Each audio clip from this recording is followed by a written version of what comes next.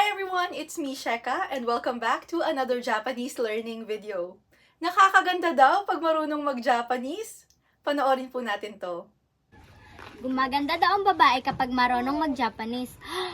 Muy kai ete? Muy kai ete? Wakata. Wakata. Naorudu. Naorudu. Jenke. Jenke. Sukarita. Sukarita. Nandi. Nandi. Yaho. Yaho. Sorry di. Gomen, gomen. Watashi na. Sayonara. Gochi ne. Sayonara. Ayan, so napanood nyo po, di ba? May grupo ng mga kabataan na sinubukan nilang mag-Japanese.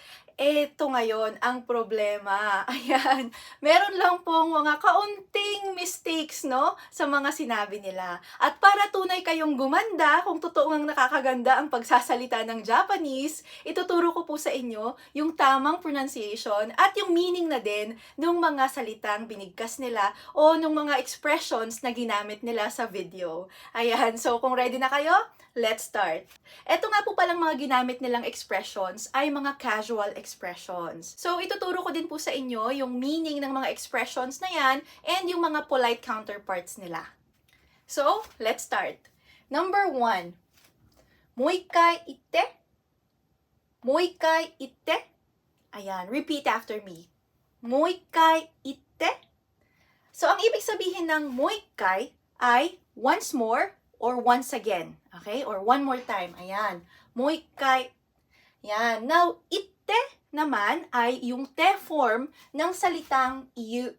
So, te form magiging itte. You is to say. And pag ginawa mo siyang te form, magiging itte. Plus, pag dinagdagan mo siya ng kudasai, itte kudasai is please say. Ayan. So, if you want to say, please say it one more time or once again, moikai itte. Pwede mo siyang lagyan dito ng kudasai to make it polite. Moikai itte kudasai. Moikai itte kudasai. So, say it again.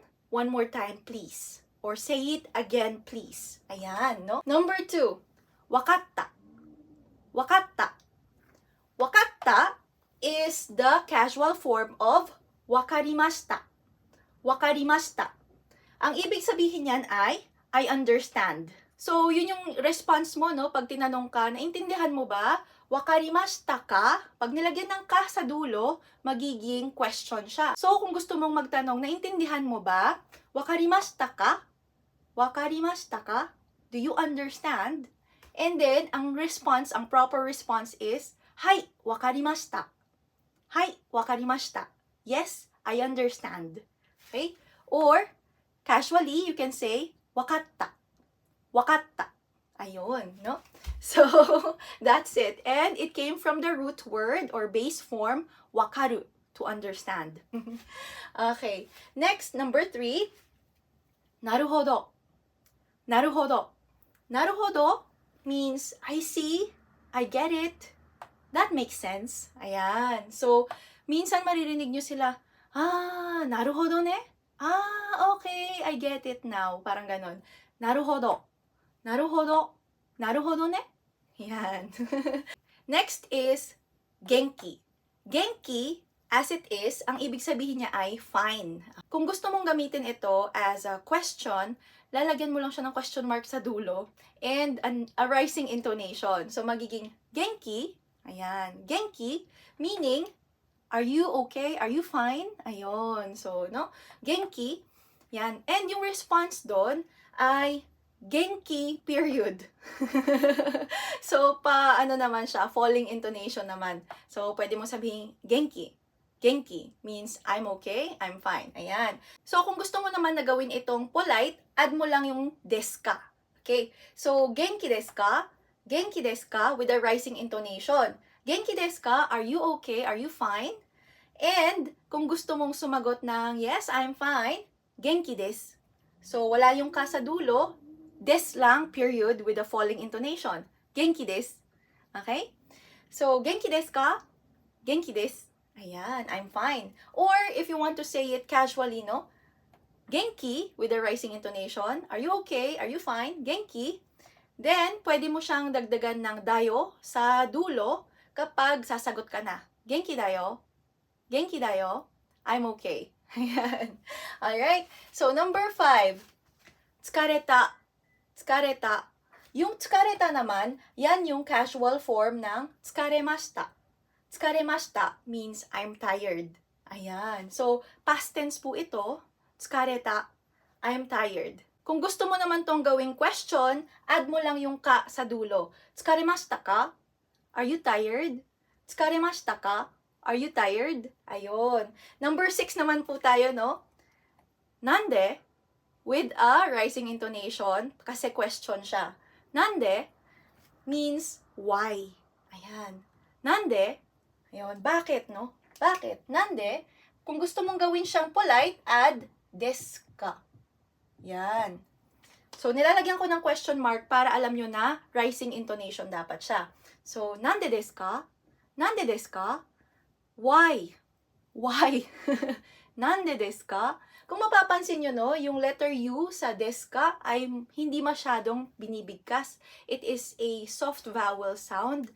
Ayan. So, desu ka. Yung iba, binibigkas nila. So, maririnig nyo, desu. Desu. Pero, karaniwan, silent siya. So, nande desu ka? And depende rin yan sa kung saang prefecture. May mga prefecture or may mga lugar na talagang ini-emphasize nila yung U, yung letter U. Pero meron naman na hindi masyadong binibigkas. So, yun. So, nande desu ka? Yan. Why? Number 7.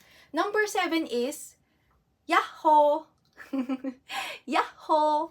Yahoo is hey or yuhu. Ayan. So, ang nai-imagine ko dito, no, kapag umaakyat ng bundok yung mga mga tao, mga bata, ganyan. Tapos, yung nag-e-echo yung boses nila, sabi nila, yahoo! Gaganon sila. Ayan. So, pag nasa mataas silang lugar, sasabihin nila, yahoo! Pero actually, it can also mean, hey! Parang ganun, hey, I'm here! Yahoo! Koko dayo! Yahoo! Koko ni imasu yo! Ganon. So, yahoo is hey or yuhu. Yun. So, sa katakana, ganyan yung sulat niya. Meron siyang maliit na tsu sa gitna kasi merong konting pause. So, hindi siya yahoo. Ano siya? Yahoo! Medyo may konting pagitan yung ya at saka yung ho. So, yahoo! Yan. Number 8 naman, sorede. Sorede means so or then. So, halimbawa may sinabi kang isang sentence and then, parang ganon, sorede, ganon. So, pandugtong lang siya, no?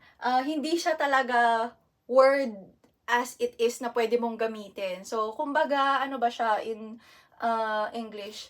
Conjunction? Ayun, conjunction siya. So, sorede, so, then, ayan. Yan yung meaning niya. And then, number 9 is gomen. Gomen. Gomen is the casual form of gomen nasai. So, yung gomen nasai is the polite form.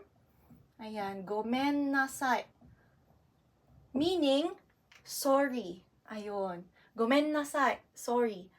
Gomen. Gomen. And then, kapag medyo sweeter or sabihin natin na ang kausap mo is family or friends, you can say, gomen ne, gomen ne. Yung ne makes the tone softer or medyo mas malambing yung tone. Gomen ne, ayan. Gomen, gomen nasai. So, kapag magsusorry kayo, pwede niyong sabihin yan. Gomen ne, gomen nasai. Gomen. Yun. So, yung gomen nasai, again, it is polite. So, kapag magsusorry kayo sa someone na hindi nyo kakilala, o kaya sabihin natin sa workplace, ganun, mas maganda polite form yung ginagamit. Yan. Gomen nasai.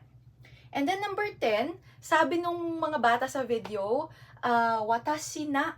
Ayun. Which is, I think, nagkamali lang siya. Instead of saying no, ginawang na. So, ayan. Watashi no. Watashi is I, and yung no is connector siya ng two nouns. So, kapag sinabi mong watashi no fuku, so, yung damit ko, watashi no, so watashi is I, and then fuku is damit. Watashi no fuku, fuku, damit, watashi I. So, yung dalawang noun na yon or dalawang words na yon, kinoconnect siya nung particle na no. Okay? So, no connects two nouns. So, merong pattern sa Japanese na noun 1, no, noun 2, to mean possession. Okay? So, my shirt or my clothes, watashi no fuku. Possession siya or possessive form. Watashi no can also mean mine, as it is watashi no desu. Halimbawa, may nagtanong sa'yo, kanino to? Kaninong payong to? You can say, watashi no desu. Watashi no desu. It's mine. Ayun. So, watashi no plus a word here, like an object, pwede mo siyang gamitin as my something. So, halimbawa, yun nga, my shirt, watashi no shatsu.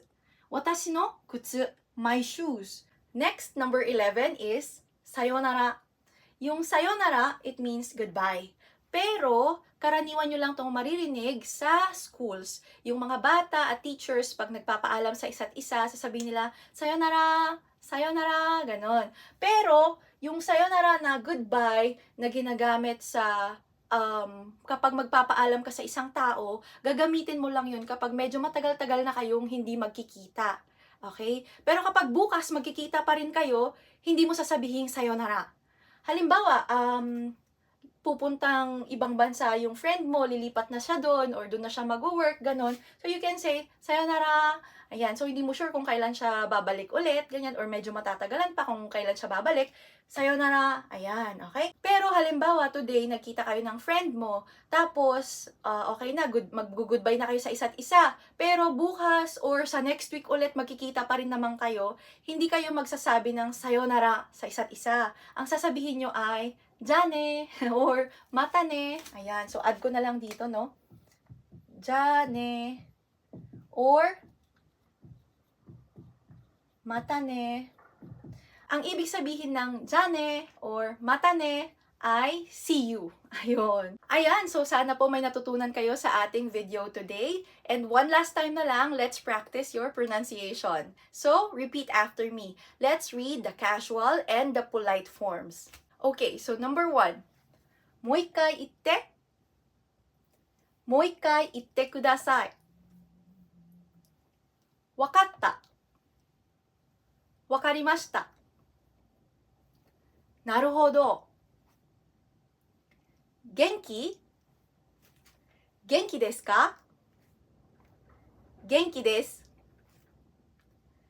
疲れた。疲れました。